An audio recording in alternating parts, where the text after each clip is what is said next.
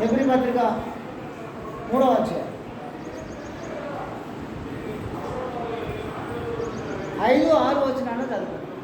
అక్కడి నుంచి మనం వాక్య భాగాన్ని, ఈ వారం వాక్య భాగాన్ని మనం ఇక్కడి నుంచి మొదలు పెడతాం. హెబ్రీ పత్రిక 3వ అధ్యాయము 5-6 వచనం. ముందు చెప్పబోవు సంగతులకు సాక్షార్థముగా మోసే పరిచారకుడై ఉండి దేవుని ఇల్లంతటిలో నమ్మకముగా ఉండెను. అయితే క్రీస్తు కుమారుడై ఉండి ఆయన ఇంటి మీద నమ్మకముగా ఉన్నాడు. ఈ వాక్య భాగాన్ని మనం ధ్యానం చేయడం ప్రయత్నం. ఇక్కడ ఇద్దరు వ్యక్తుల గురించి చూసారు. ఇద్దరు వ్యక్తులు కూడా దేవుని ఇల్లంతట్లో నమ్మకమైన వాడు ఒక ఆయన, దేవుని ఇంటి మీద నమ్మకమైనటువంటి వాడు ఒక ఆయన. ఇద్దరిని గురించి చూస్తున్నాను నేను. ఈ మోసే గురించి నేను ఆలోచిస్తాను. నేను ఒకసారి మోసే గురించి దేవుడు ఏం విట్నెస్ చెప్పారంటే, సంఖ్యాకాండం 12వ అధ్యాయం తెరవండి ఒకసారి. పాత నిబంధనలో వెళ్ళి సంఖ్యాకాండం 12వ అధ్యాయం 7-8 వచ్చిన చూడండి ఒకసారి. సంఖ్యాకాండము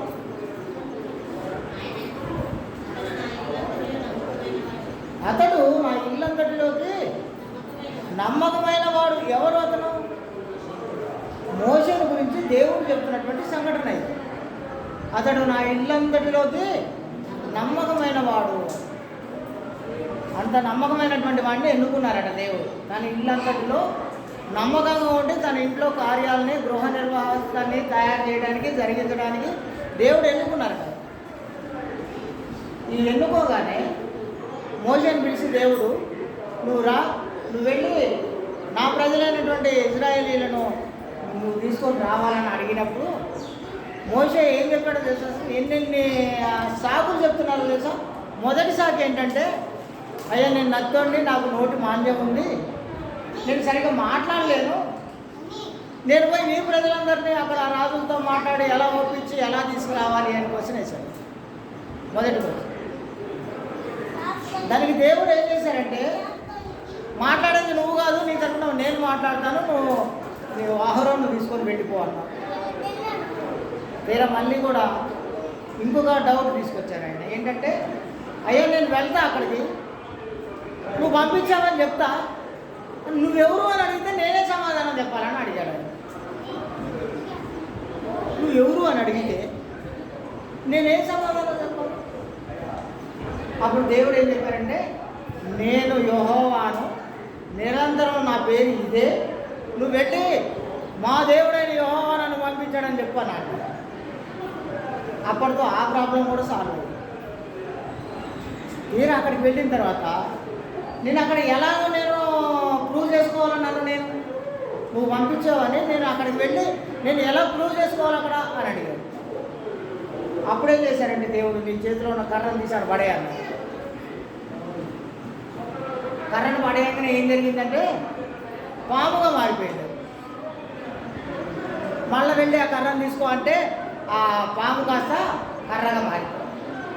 ఇలాంటి ఎన్నెన్నో కార్యక్రమాలు చేస్తే అప్పుడు ఆయన వెళ్ళి ఆ 12 గోత్రికులైనటువంటి ఇజ్రాయేలీలను ఐగుప్తులో నుండి ఆ బానిసత్వం నుంచి తీసుకొచ్చారు.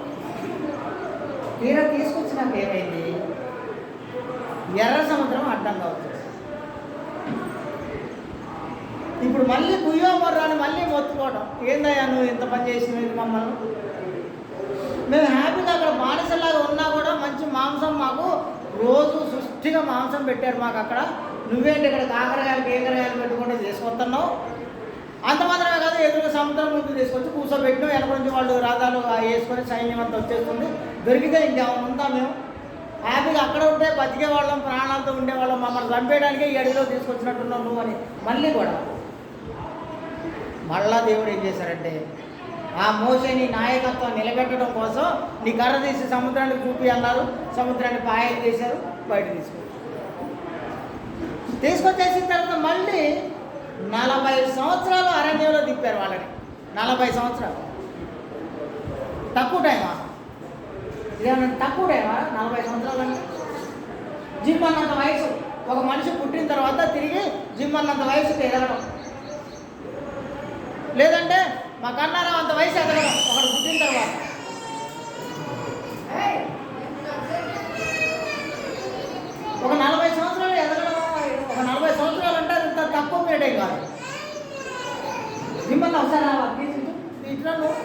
ఈ సమస్య సాల్వ్ చేయాలి, ఈ సమస్యకి పరిష్కారం కనుక్కుంటా. నేను సంవత్సరాలు అరణ్యంలో తిరిగితే కనీసం వాడు చొక్కా నలగలేదు, వాడు చెప్పులు అరిగిపోలేదు, వాడు కనీసం ఎలాంటి కష్టాన్ని కూడా అనుభవించలేదు. 40 సంవత్సరాల అరణ్యంలో తిరిగి దేవుడు అన్ని కార్యాలు చేసి వాళ్ళందరినీ తీసుకొని వచ్చినప్పుడు వాళ్ళకి నాయకుడిగా ఎంచుకున్నటువంటి వ్యక్తి పేరేంటి? మోషే. ఇప్పుడు ఆ మోషే గురించి ఏం చెప్తున్నారంటే ఆయన నా ఇల్లంతటిలోకి నమ్మకమైన వాడు అని చెప్తున్నారు.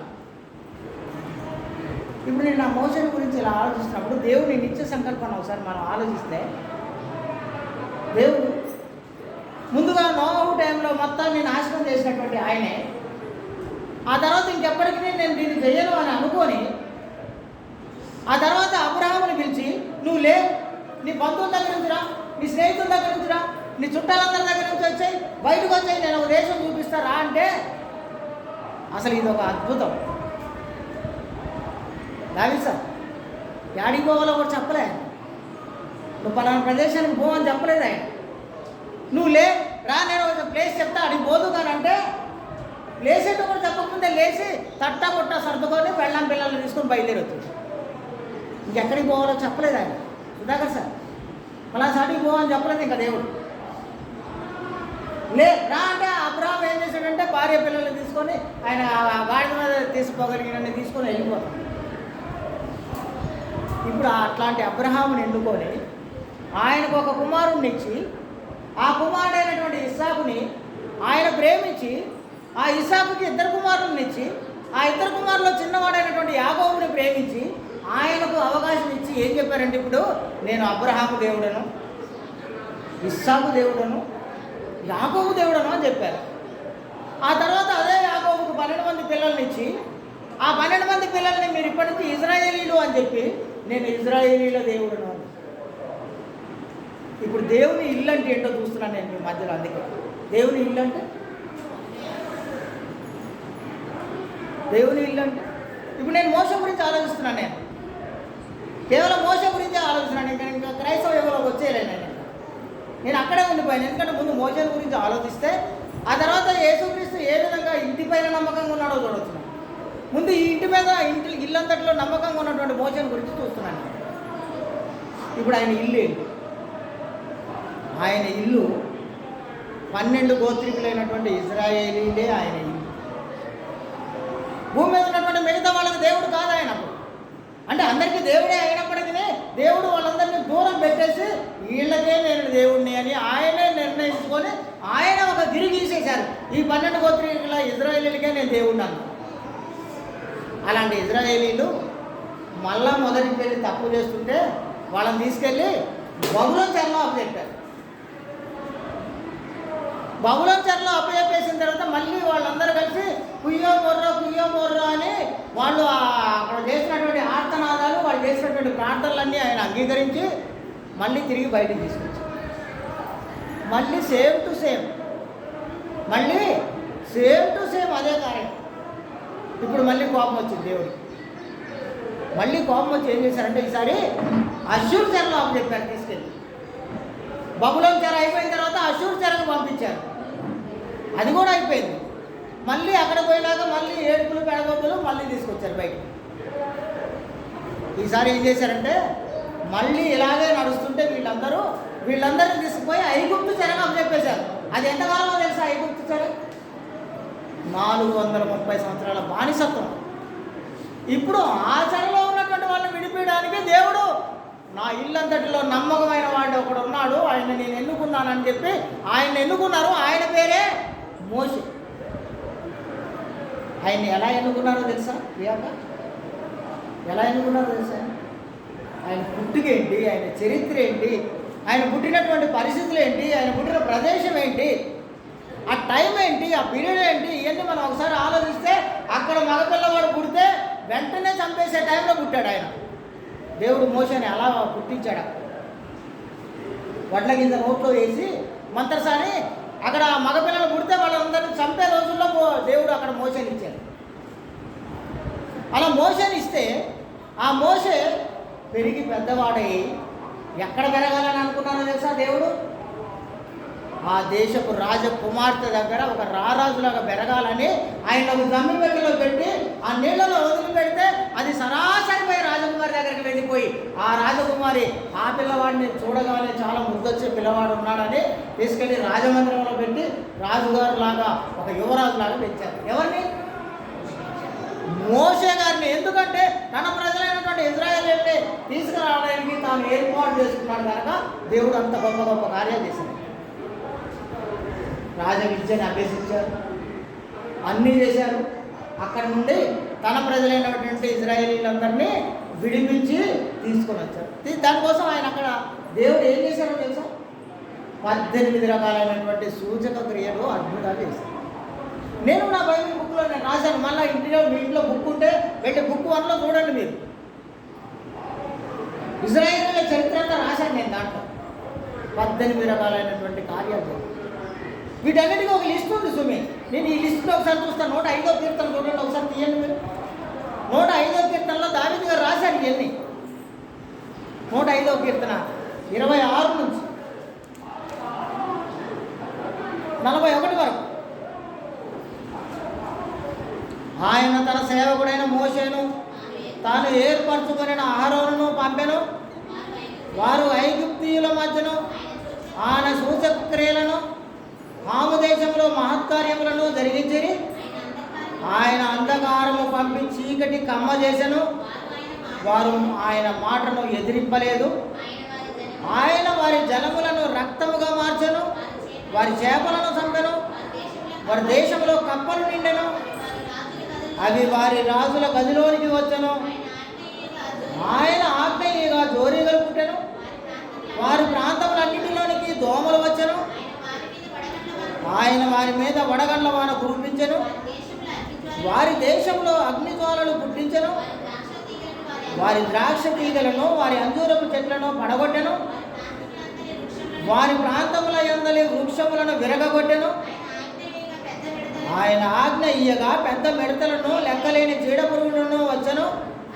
అవి వారి దేశపు పూల చెట్లన్నిటినీ వారి భూమి పంటలన్నిటినీ తినివేసెను. వారి దేశముల అందలి సమస్త జ్యేష్ఠులను వారి ప్రథమ సంతానమును ఆయన హతము చేసెను. అక్కడ నుండి తన జనులను వెండి బంగారములతో ఆయన రప్పించెను. వారి గోత్రములను నిస్సత్తువ చేత తొట్టిల్లు వాడు ఒక్కడునూ లేకపోయెను. వారి వలన ఐగుప్తీయులకు భయము పుట్టెను. వారు బయలు వెళ్ళినప్పుడు ఐగుప్తీయులు సంతోషించిరి. వారికి చాటుగా ఉండుటకై ఆయన మేఘమును కల్పించెను. రాత్రి వెలిగించుటకై అగ్నిని కలగజేసెను. వారు మనవి చేయగా ఆయన పూరేళ్లను రప్పించెను. ఆకాశం నుండి ఆహారమునిచ్చి వారిని తృప్తిపరచెను. బండను చీల్చగా నీళ్లు ఉబికి వచ్చెను. ఎడార్లలో అవి ఏరులై పారెను. ఇన్నెన్ని సూచక క్రియలు, అద్భుతాలు చేసి తన ప్రజలను బయటికి తీసుకొచ్చేశారు దేవుడు. ఇన్నెన్ని సూచక క్రియలు, అద్భుతాలు. ఇప్పుడు నేను ఏ క్వశ్చన్ అడుగుతున్నా అంటే మీ అందరిలో, ఆయన అనగా మోషే నా ఇల్లంతటిలోకి నమ్మకమైన వాడనే క్వశ్చన్ వచ్చేసింది కనుక దేవునికి నమ్మకమైనటువంటి ఇల్లు ఏది?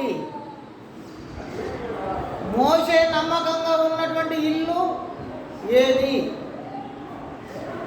ఏమిటి ఆయన ఇల్లు? మళ్ళీ నేను వచ్చే కొత్త నిబంధనలో వచ్చి ఏప్రిల్ పత్రికలోకి వచ్చేసి నేను క్రైస్తవ యుగాల గురించి మాట్లాడలేదు. ఇంకనూ నేను మాట్లాడలేదు. నేను మాట్లాడుతున్నది కేవలం మోషే నా ఇల్లంతటిలోకి నమ్మకమైన వాడని దేవుని చేత ఒక గొప్ప సాక్ష్యాన్ని పొందినటువంటి మోషే గారి గురించి నేను ఆలోచిస్తున్నాను. ఆయన నా ఇల్లంతటిలోకి నమ్మకమైన వాడు అని అన్నారు కనుక ఆ ఇల్లు ఏది? మళ్ళీ ఒకసారి వెళ్ళి అబ్రహాము దేవుడను, ఇస్సాకు దేవుడను, యాకోబు దేవుడను అని చెప్పినటువంటి ఆయనే తిరిగి నేను ఇశ్రాయేలీయుల దేవుడును అని ఏ 12 గోత్రాల గురించి మాట్లాడారో ఆ గోత్రంలో ఉన్నటువంటి ప్రజలు ఎవరైతే ఆయన మాట విన్నారో, ఎవరైతే ఆయన ఆజ్ఞల చొప్పున జీవించారో, ఎవరైతే ఆయనకు లోబడి ఉన్నారో వాళ్ళని గురించి చెప్తున్నాడు. మోషే ఆ ఇల్లంతటిలో నమ్మకమైన వాడు అని. మోషే ఆ ఇల్లంతటిలో అనగా ఇల్లు అంటే ఇదేదో కట్టడం కాదు. నేను ఇప్పుడు సత్యానంద గారు ఎదురుగా ఉండడం వల్ల నేను ఒక విషయం చెప్తాను. చాలామంది ఏమనుకుంటారంటే ఇది చర్చ్ అండి. ఇది కాదు చర్చి సుమి. ఇది చర్చి. చర్చ్ అంటే సంఘం అనగా పీపుల్, ప్రజలు మాత్రమే సంఘం. ఇదేంటంటే ఇది చర్చి బిల్డింగ్ మాత్రమే. ఇది చర్చ్ బిల్డింగ్ మాత్రమే, ఇది చర్చి కాదు. నేను అందుకే ఒకసారి సుధాకర్కి నాకు పెద్ద పంచాయతీ, నువ్వు బూట్లు వేసుకొని లోపలికి వచ్చినావు అంటాడు. ఏముంది దీంట్లో అంటాను నేను. నా మీద పెద్ద విధానం ఆయన, నువ్వేంది పైన ఉన్న పెద్దోళ్ళు కూడా బూట్లు వేసుకొని పోతున్నారు లోపల, దీంట్లో ఏముంది అంటాను నేను. ఏముంది దీంట్లో, మట్టి పట్టిందనే కదా. నెలకు ఒకసారి, వారానికి ఒకసారి ఒకళ్ళు వచ్చి కడగమని అడిగేది ఎందుకు? ఇదంతా మట్టి కొట్టుకొని పోతుందనే కదా. దీంట్లో వచ్చి పక్షులు ఉంటాయనే కదా. ఇదంతా కలిసి అవుతుందనే కదా, మనం వచ్చి ఉండడానికి కావాల్సినటువంటి దానికోసమే కదా. ఇది ఏమి, ఇది చర్చి కాదు. చర్చ్ అంటే ఇది కాదు. చర్చ్ అనగా సంఘము. ఇది కేవలం సంఘం కూడుకునే స్థలం మాత్రమే. ఇది ఒక బిల్డింగ్ మాత్రమే. ఇది దీంట్లో వచ్చి దేవుడే నివాసం ఉండదు. ఒకవేళ ఇక్కడ దేవుడే నివాసం ఉండడం నిజమైతే జిమ్మని కూర్చోకూడదు. ఒకవేళ దేవుడే ఇక్కడ వచ్చి నివాసం ఉండడం నిజమైతే నేను అక్కడ కూర్చోకూడదు. ఎందుకంటే అది అక్కడ దేవుడు మాత్రమే ఉంటుంది. నేను అదే చెప్తున్నాను. అందుకే ఇజ్రాయేలీల సమయంలో దేవుని ఇల్లు ఏంటో ఆలోచిస్తున్నాను. దేవుని ఇల్లు ఏంటంటే 12 గోత్రికుల ఇజ్రాయేలీలే ఆయన ఇల్లు. సరే, దీన్ని ఇలాగే ఉంచుదాం. ఇప్పుడు రెండో దాంట్లోకి వచ్చేద్దాం, యేసుప్రభు దగ్గరికి వచ్చేద్దాం. అదే 6వ వచనం చూద్దాం. ఇప్పుడు మళ్ళీ హెబ్రీ పత్రిక 3వ అధ్యాయం 6వ వచనం.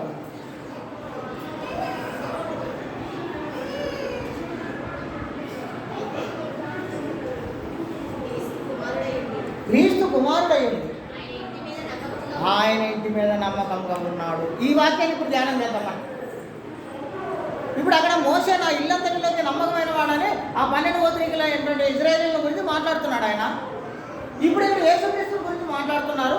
యేసుక్రీస్తుని గురించి రాయించారు లేఖనాన్ని. ఇప్పుడు ఆ లేఖన భాగంలో రాయించబడ్డటువంటి మాట ఏంటి? క్రీస్తు కుమారుడై ఉండి ఆ ఇంటి పైన నమ్మకముగా ఉన్నాడు. ఇక్కడికి వచ్చేది ఈ ఇల్లు.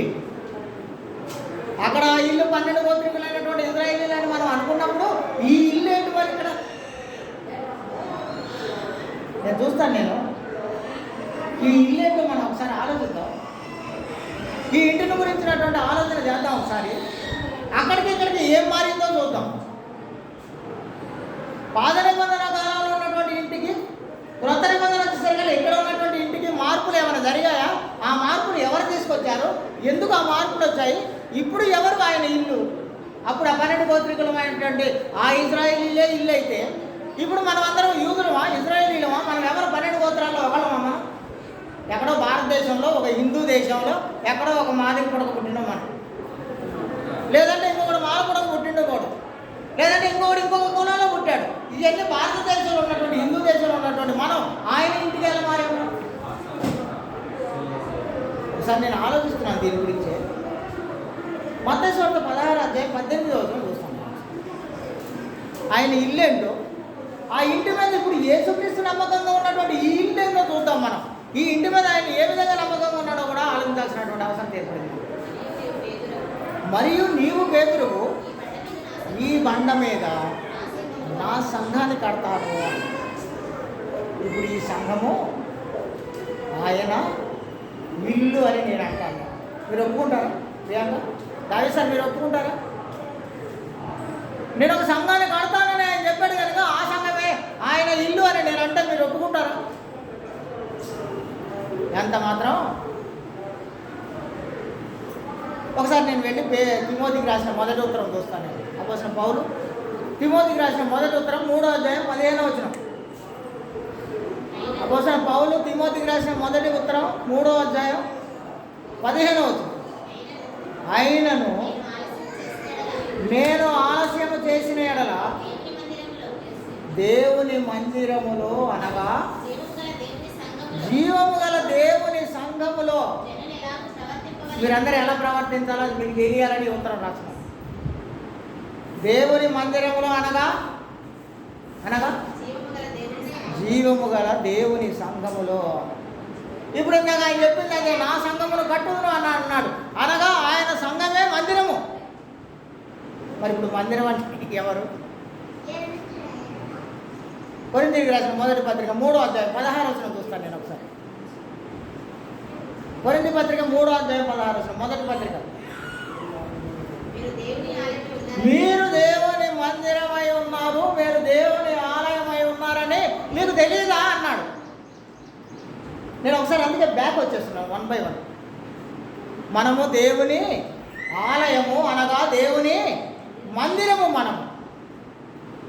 ఇప్పుడు దేవుని మందిరం అనగా అది జీవము గల దేవుని సంఘము. ఆ సంఘం అంటే ఎవరు? 12 గోత్రికులైనటువంటి ఇజ్రాయిలీలా? ఏమంటే ఇజ్రాయిల్ 12 గోత్రాల ఇజ్రాయిలీలా సంఘం అంటే ఇప్పుడు ఎవరు? యేసుక్రీస్తు రక్తాన్ని ధారపోయడం వలన, సంఘాన్ని స్థాపించడం వలన, ఆయన రక్తంలో కడగబడినటువంటి వాళ్ళందరూ ఇక్కడ ఒక పెద్ద స్పెసిఫిక్ రూల్ ఇచ్చారు. ఏంటో తెలుసా? యూదుడని లేదు, గ్రీసు దేశస్థుడు అని లేదు, హెల్లేనీయుడు లేదు, ఈ భూమి జీవించే ఏ తెగవాడు లేడు, ఏ మతం వాడు లేడు, ఏ కులము వాడు లేడు. ఎవడైనా సరే యేసుక్రీస్తుని అంగీకరించి ఆయన దేవుని కుమారుడని ఒప్పుకొని ఆయన రక్తంలో కడగబడి యేసు నామంలో బ్యాప్టిజం పొంది ఎవరైతే సంఘంలో చేర్చబడతారో వాడు దేవుని ఇల్లు. ఇదే కదా 2వ పత్రికలో 6:16 సరే బ్యాంక్ అంతేనా? 2వ పత్రిక 6:16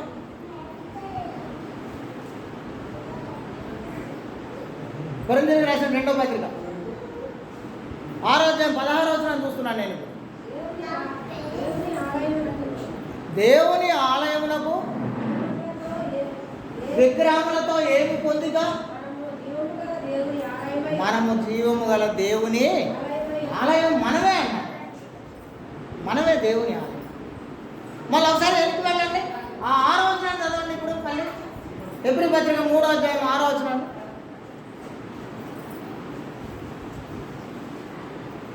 హెబ్రీ పత్రిక 3:6 అయితే క్రీస్తు కుమారుడై ఉండి ఆయన ఇంటి మీద నమ్మకముగా ఉన్నాడు, ధైర్యమును నిరీక్షణ వలనైన ఉత్సాహమును తుదమట్టుకు మీరు స్థిరముగా కొనసాగించిన ఎడల మనమే ఆయన ఇల్లు అని చెప్పారు. మనమే అంటే ఊర్లో ఉన్న వాళ్ళందరా? ఇప్పుడు నేను దాన్ని ట్రాన్స్ఫర్ చేసేస్తాను. నేను దీన్ని ఇప్పుడు ట్రాన్స్ఫర్ చేసేస్తాను. ఇప్పుడు మనమే ఆయన ఇల్లు అంటే మనం అంటే చదువుకున్న ప్రతి ఒక్కడా, ఆ వాక్యం చదివే ప్రతి ఒక్కడని అర్థమా? ఎవరు మరి ఆయన? మనమే అంటే యేసుక్రీస్తు మరణములోను సమాధిలోను పునరుద్ధానంలోను పాలిభాగస్తుడు అయినవాడు, యేసుక్రీస్తు రక్తములో కడగబడినటువంటి, యేసు నామములో బాప్తిసం పొందినవాడు, సంఘంలో చేర్చబడినవాడు మాత్రమే ఆయన ఇల్లు. ఇప్పుడు ఇక్కడికి వచ్చేసరికి పాత నిబంధన కాలంలో ఉన్నటువంటి 12 గోత్రికులైనటువంటి ఇజ్రాయేలీలు దేవుని ఇంటిగా ఎంచబడినప్పటికీ అది మోసే కాలంలో, ఆ ధర్మశాస్త్ర కాలం అయిపోయిన తర్వాత యేసుక్రీస్తు భూమి మీదకి వచ్చిన తర్వాత ఆయన ఈ శరీరంలో, ఆయన తన శరీరంలో ఉన్నటువంటి రక్తాన్ని ధారపోయడం వల్ల, ఆ శరీరాన్ని హింసల పాలు చేయడం వలన, ఆ శరీరాన్ని శ్రమలు పెట్టడం వలన 6 గంటల కాలం పాటు 3 మేకుల మీద ఆ శరీరాన్ని వేలాడదీయటం ద్వారా, ఆ శరీరాన్ని చంపడం ద్వారా, దానిని సమాధిలో పెట్టడం ద్వారా, తిరిగి దేవుని చేత 3వ దినాన లేపబడడం ద్వారా ఇక్కడ స్థాపించబడినటువంటి ఈ సంఘంలో ఎవరైతే ఉన్నారో వాళ్ళు మాత్రమే దేవుని. అప్పటిలాగా 12 గోత్రాల్లో పుట్టిన వాడు ఎవడైనా సరే సున్నతి చేయించుకొని ఉంటే చాలు, వాడు దేవుని ఇల్లుగా ఎంచబడినప్పటికీ ఇప్పుడు ఈ యుగ సమాప్తి ఏందు అనగా ఈ క్రైస్తవ యుగంలో ఎవరైనా సరే అది వాడు ఏ కులమైనా, ఏ మతమైనా, ఏ రాష్ట్రమైనా, ఏ ప్రాంతమైనా, ఏ భాషకు సంబంధించిన వాడైనా, యూదుడని లేదు, హెల్లేనీయుడని లేదు, గ్రీసు దేశస్థుడని లేదు, ఎవడైతే యేసు నామములో బ్యాప్టిజం పొందుతారో వాడు సంఘంలో చేర్చబడి వాడు దేవుని ఇంటిగా రూపాంతరం. ఇప్పుడు ఈ ఇంటి మీద నమ్మకంగా ఉన్నాడు ఆయన. ఎవరైనా? యేసు. నేను అక్కడికి వెళ్ళి మోసేల గురించి, మోసే చేసిన సూచక్రియల అద్భుతాల గురించి మీ మధ్యలో నేను ఆలోచించాను. నేను ఇప్పుడు ఇక్కడికి వచ్చేసినాక ఈ ఇంటిని నిర్మించడానికి కూడా యేసుప్రభు ఏం చేశారు తెలుసా? గుడ్డి వాళ్ళను బాగు చేశారు, ప్రకృతిని గద్దించారు, చనిపోయిన వాళ్ళని లేపారు. అంత మాత్రమే కాదు, ఆయన భూమి మీద తాను దేవుని యొద్ద నుండి వచ్చానని, దేవుని మాటలను తీసుకొచ్చానని, ఆ మాటలని అంగీకరించాలని వాళ్ళ మధ్యలో ఆహారం లేని వాళ్ళకు ఆహారం పెట్టారు. ఇదే చెప్పారు కదా అపోస్తల కార్యాలు 2వ అధ్యాయం. అపోస్తల కార్యాలు 2వ అధ్యాయం.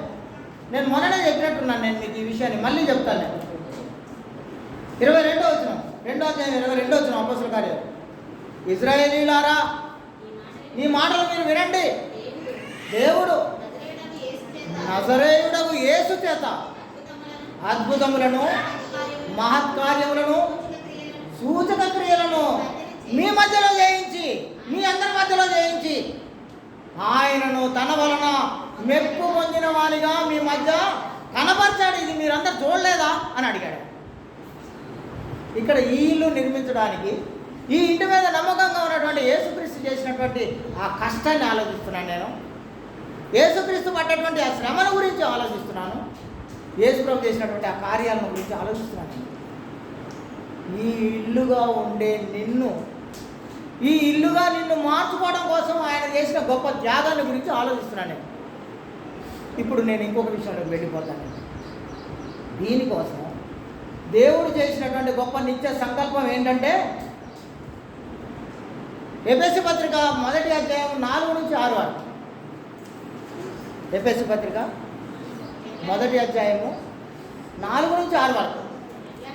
ఎట్లనగా తన ప్రియుని యందు తాను ఉచితముగా మనకు అనుగ్రహించిన తన కృపామహిమకు కీర్తి కలుగునట్లు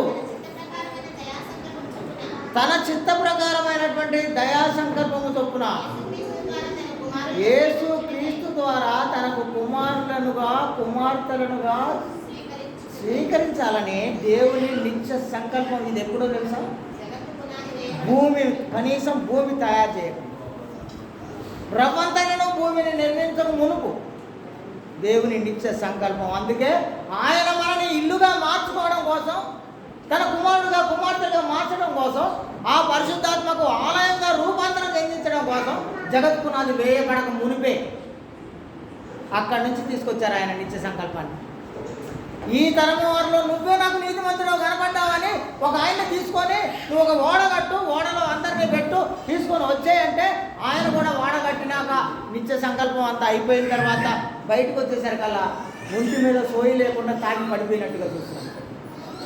ఇలాగ ఒక్కొక్కటి దేవుడు చేస్తూ వచ్చేస్తుంటే మన దగ్గరకు వచ్చేసరికి మాత్రం తన కుమారుని పంపించేస్తే, ఆ కుమారుని ద్వారా మన అందరినీ ఏకం చేసినటువంటి దేవుని కుమారుడైనటువంటి యేసుక్రీస్తు చేసిన కార్యాల గురించి ఆలోచిస్తున్నాను. ఆయన పనులు చేయటం వల్ల ఏమైందంటే మనమందరము ఆయన ఇల్లుగా. మోషన్ గురించి ఆలోచించాం, యేసుక్రీస్తు గురించి ఆలోచిస్తున్నాం. ఇప్పుడు మీ అందరికీ ఒక మంచి అద్భుతమైనటువంటి ఒక సంఘటన చెప్తాను. యేసుక్రీస్తుని ఇప్పుడు నేను ఇందాక మోషే గురించి ఆలోచించాను. మోషే ఆయన పుట్టినప్పుడు ఉన్నటువంటి పరిస్థితుల గురించి ఆలోచించాను. పుట్టిన ప్రతి మగపిల్లవాడిని చంపేసినటువంటి రోజుల గురించి ఆలోచించాను నేను. ఆ టైంలో దేవుడు అక్కడ మోషేను పుట్టించాడు. ఇప్పుడు యేసుక్రీస్తు గురించి ఆలోచిస్తున్నాను నేను. ఒక కన్య మరియ గర్భంలో, ఒక పెళ్లి కాని అమ్మాయి గర్భంలో దేవుడు తన కుమారుణ్ణి మనందరికీ ఇల్లుగా మార్చడానికి ఆయన ఒక సాధనముగా ఆయన్ని వాడుకొని, ఒక పెళ్లి కాని అమ్మాయి గర్భంలో నుంచి తన కుమారుని బయటికి తీసుకొచ్చేసాడు దేవుడు. అలా తీసుకొచ్చినటువంటి ఆయనను గురించి వీడు మరియ కుమారుడు కాదా, వడ్లవాని కుమారుడు కాదా అని అందరూ తృణీకరిస్తున్నటువంటి సంఘటనల గురించి చూస్తున్నాను నేను మీ మధ్యలో. అలా చేసినప్పుడు, ఆ పరిస్థితులన్నింటినీ ఆలోచిస్తున్నప్పుడు, ఆయన ఒక్కొక్క సమయంలో ఎలాంటి సంక్లిష్టమైనటువంటి పరిస్థితులను ఎదుర్కొన్నాడంటే ఆయన తప్పించుకొని పారిపోయేలాగా పరిస్థితులు క్రియేట్ చేశారు. వాళ్ళంతా గుడ్డి వాళ్ళను బాగు చేస్తున్నప్పుడు ఆయన చేసే సూచక్రియలు, అద్భుతాలు, స్వస్థతలు, వీటన్నిటిని గురించి ఆలోచిస్తున్నప్పుడు ఈ రోజుల్లో కూడా మన మహా మేధావులందరూ స్వస్థతలు, అద్భుతాలు చేయడం బయలుదేరి వచ్చేస్తున్నారు. ఇప్పుడు కూడా ఏదో యేసు ప్రభులాగా మీలో ఎవడైనాను రోగి అయి ఉన్నాడా? అతడు ఎవరిని పిలవాలట? సంఘ పెద్దలు పిలిచి ప్రార్థన చేసి అక్కడ నూనెకు ప్రార్థన చేసి అని అంటే మేమందరం బయలుదేరి సువార్థికులు అందరం కలిసి హే వదిలిపో దేవుడిని అన్నాడు. దయ్యమా యేసు నామములో చెప్తున్నా వదిలిపో అంటాడు ఇక్కడ నిలబడి. కానీ అది కాదట. బైబిల్ గ్రంథం మనకే బోధించిందంటే సంఘ పెద్దలు పిలవాలను, సంఘంలో పెద్దలుగా ఉండే అర్హతలు సాధించినటువంటి వాళ్ళందరినీ, మీరు సంఘ పెద్దలుగా ఎన్నుకున్నటువంటి వాళ్ళని పిలిచి వాళ్ళతో ప్రార్థన చేయించు, వాళ్ళతో నూనె రాయించాలంటే ఈ పెద్ద పెద్ద మహామహులు యేసుప్రభు చేయలేదా అట. మరి యేసుప్రభుని సిలువ వేయలేదా?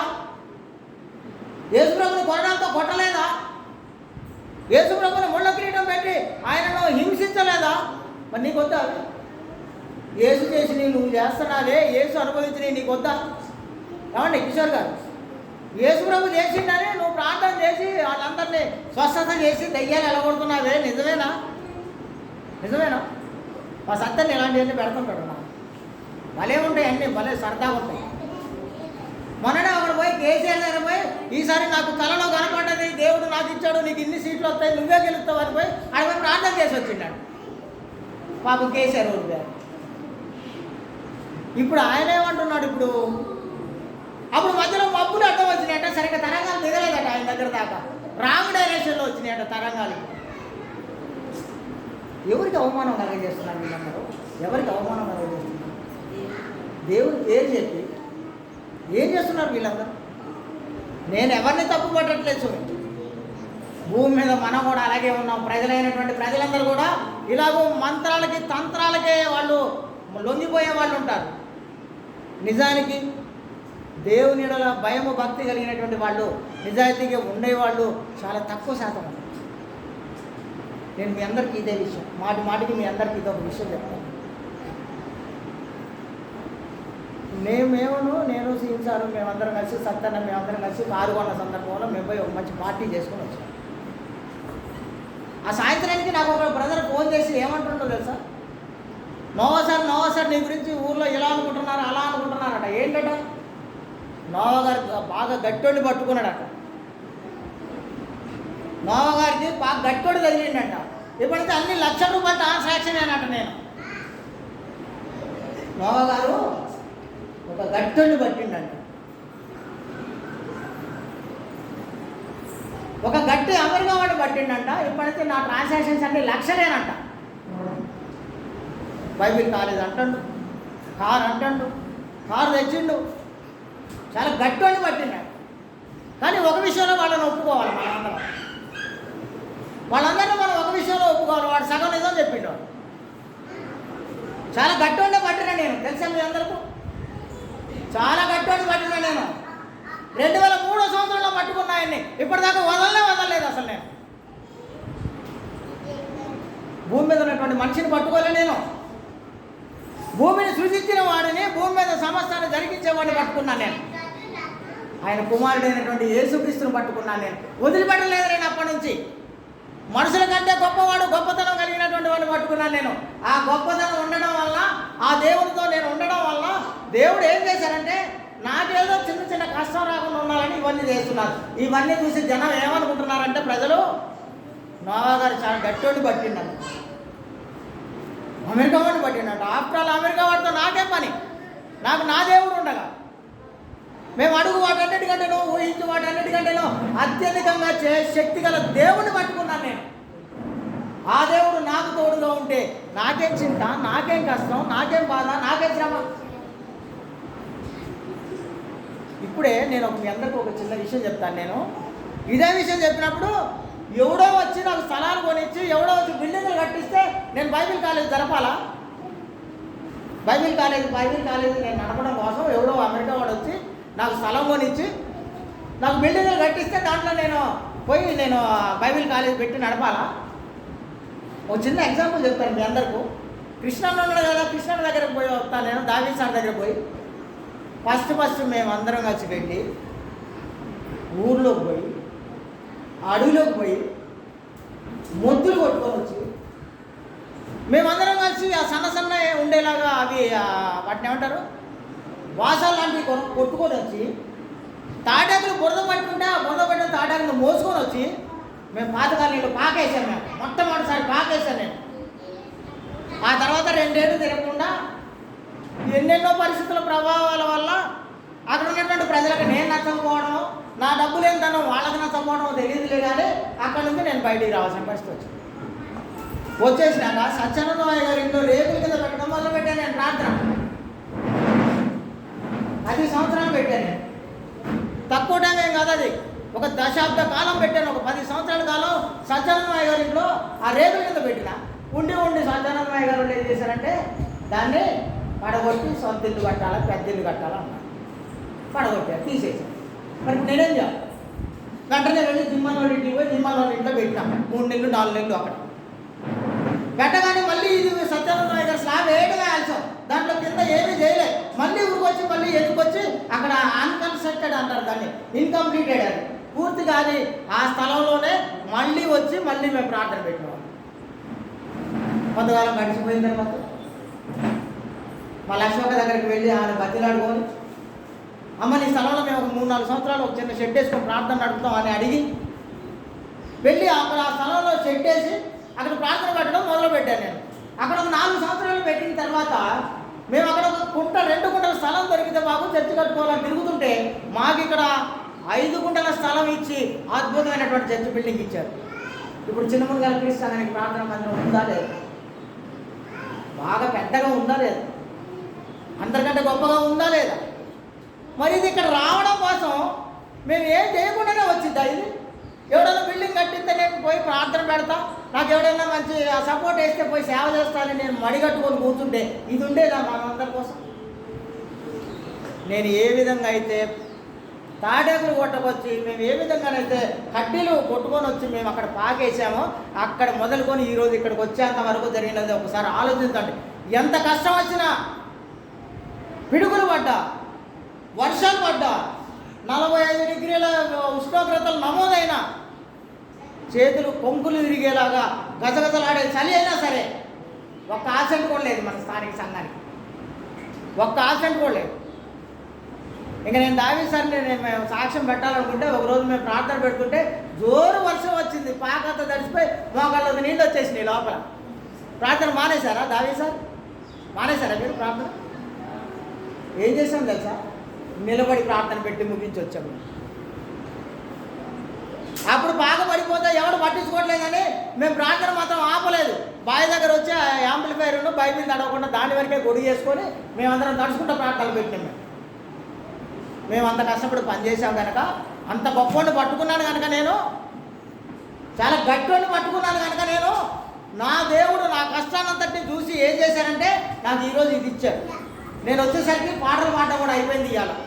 నేను చాలా విచారంగా నేను లోనై ఉన్నాను. నేను ఈరోజు నేను వచ్చేసరికి పాటలు పాడడం అయిపోయింది. ఎందుకంటే కారు కొత్తగా కొన్నాం కనుక కన్నారావు డ్రైవ్ చేస్తే బాగుంటుందని మేము కన్నారావు కోసం చూస్తే లేట్ అయింది. దేవుడిని అందరినీ దీవించాలని ఆశీర్వదించాలని కోరుకుంటున్నాం. మనం ఆయన ఇల్లు అనే సంగతిని ఎవరు గుర్తుపెట్టుకుంటారో, నా దేవుడు నాకుండగా నాకేం జరిగింది అని ఎవరైతే అనుకుంటారో, నా దేవుడితో నేను ఉంటాను, నా దేవుడే నాకు కావాల్సిన సమస్య ఇస్తానని ఎవరైతే విశ్వాసాన్ని కలిగి ఉంటారో వాళ్ళందరూ ధన్యులేసింది. వాళ్ళందరూ వెనక చాలా గట్టి అయిన ఉన్నాడు, చాలా గొప్ప అయిన ఉన్నాడు, అత్యంత శక్తివంతుడైనటువంటి వాడు. నేను మళ్ళీ చెప్తున్నాను, రాబోయే 4 సంవత్సరాలు తిరగకుండా 3-4 సంవత్సరాలు తిరగకుండా బైబిల్ కాలేజీ సొంత బిల్డింగ్లు నా కళ్ళ ముందు కనబడుతున్నాయి. అవి ఇప్పుడు ₹1 కూడా లేదు, ఒక స్పాన్సర్ కూడా లేడు. మీ అందరూ తెలుసుకోవాల్సినటువంటి ఒక గొప్ప విషయం ఏంటంటే, మాకు అమెరికా వాళ్ళు సపోర్ట్ చేసినప్పుడు మాకు ఏమీ లేవు అసలు.